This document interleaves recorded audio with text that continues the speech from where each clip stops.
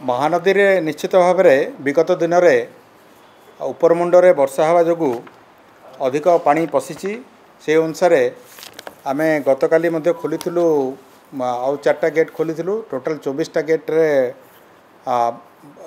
वर्तमान माने बन्या जल निष्कासन होउची। दिन 9टा बेले रिजर्वर लेवल थिला 626.35 फीट।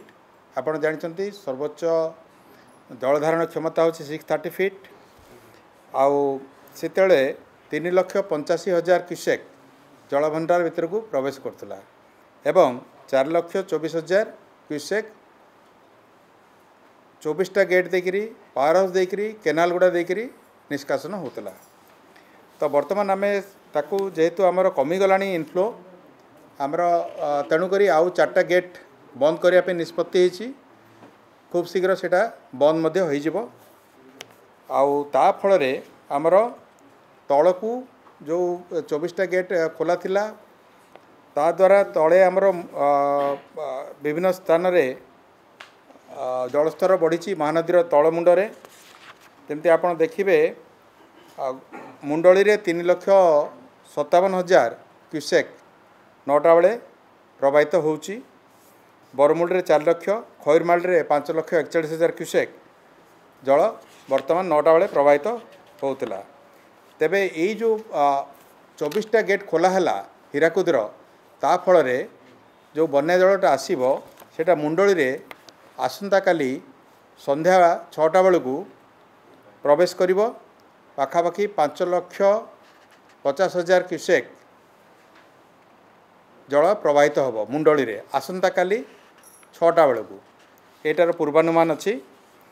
तेबे आपण कही रखे जेहेतु तेल रे वर्षा नहीं आउ अन्य जगार कौन विशेष वर्षा नहीं हीराकुद तलमुंडरे मध्य एवं हीराकुदर आउ 4टा गेट बंद कराई। आगामी समय अधिक गेट बंद करा सेटा आम एनालिसिस करिक बंद करूँ सेटा आउ बढ़ू नहीं। जल अधिक आउ जी पशुला सेटा धीरे धीरे कमी आरंभ होलानी। तेणुकरी ये 5.5 लाख जोटा मुंडली रे प्रवेश करिवो सेटा पाखापाखि सर्वोच्च रहिबो सबुठु अधिक रहिबो। तापरे धीरे धीरे सेटा कमिवार आमे पूर्वानुमान करूचु। एटा गला महानदीर तेणुकरी एठी विशेष कौन सी जगह असुविधा हबार संभावना नहीं। आम एटा कौन सी छोट धरणर एटा माने जोटा आसुची सेटा किछि असुविधा हेबनी। 5 लाख 6 लाख गोटे नॉर्मल आमर फ्लड। तेणु एटा होची महानदीर स्थिति। सेमती आम ब्राह्मणी रे देखिबा आमर विभिन्न जगह वर्षार परिस्थिति जोड़ा अच्छी इनफ्लो मध्य कमीगलानी।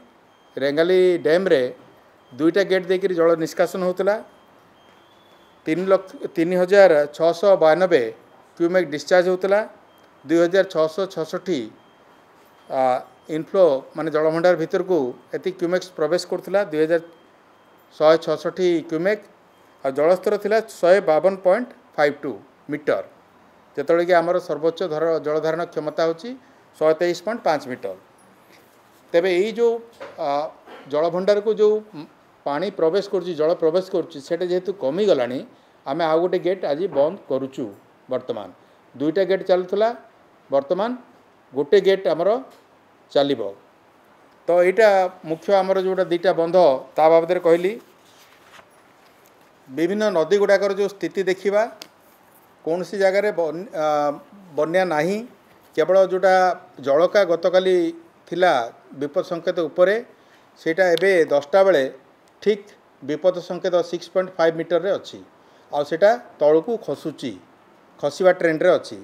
तेणुकरी नेक्स्ट घंटे 2 घंटा बेलू सेटा मते विपदमुक्त हो जिवो।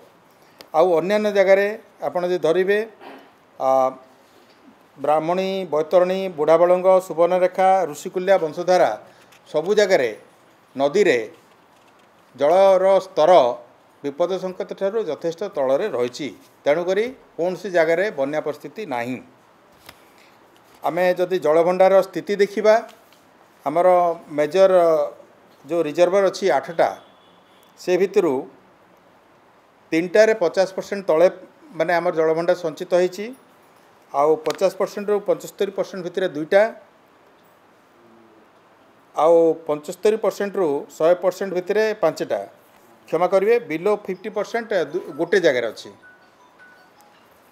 तेणु मीडियम रिजर्वर 48 नंबर्स अच्छी ता भितर एबो 75% 26टार अच्छी आउ 50 to 75% भितर 12टा आउ 50% तले 10टा अच्छी सेटा पार्टिकुलाली गोटा नुआपड़े एवं गंजाम रे एटी वर्षाटा अन्य जिला तुलन टी कम अच्छी तेणु से कम अच्छी तेणुक ओभरऑल आम जो देखा विभिन्न जलभंडार स्थिति संतोषजनक रही गतकाली कौन सी प्रकार वर्षा विशेष वर्षा कौन सी जगह है ना आम वर्षार परिमाण एवं तार प्रकार ये बहुत गुटे कमी जाइए प्राय 10टा मात्र ब्लॉक हेडक्वार्टर्स रे 50 mm रु अधिक वर्षा होती एवं कौन सी ब्लॉक रे 100 mm रु अधिक वर्षा है ना तेणु वर्षार परिमाण धीरे धीरे कमुची आगामी दिन जोटा IMD फोरकास्ट करछन्ते आम पाखरे अच्छी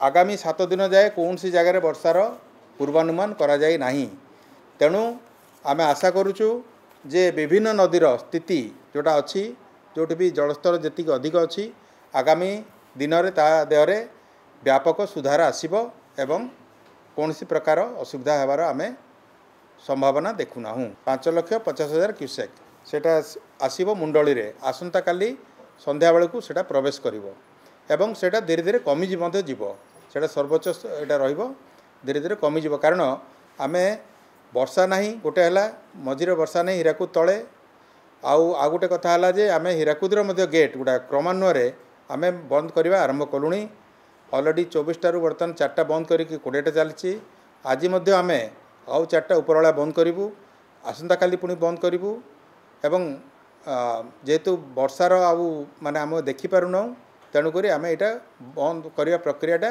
जारी रहिबो लो लाइंग एरिया जेकोसी जगार जलस्तर बढ़िले लो लाइंग एरियाटा सब एफेक्टेड हुए पठा गुड़ा एफेक्टेड हुए तेणुक यही सब जिनस आम संपुक्त कलेक्टर मानक ग्रुप अच्छी व्हाट्सएप ग्रुप से समस्त को जन दिखाई जे 5,50,000 क्यूसेक जल जल प्रवाह हम मुंडली रे आसंता काली एवं से ताकू धरिकी समस्ते डिफरेंट आमर जो शाखा नदी गुड़ाक अच्छी कुआखाई है देवी है एपटे कुशभद्रा सब काठजोड़ी है सबुथ जहाँ जी स्तर रहा कथा ताकू धरिकी समस्त आमर क्षेत्राधिकारी माने सतर्क अच्छा जिला प्रशासन सांगे समन्वय रक्षा कर सबू जगार पेट्रोलिंग आम इंटेंसिफाई कर दौर।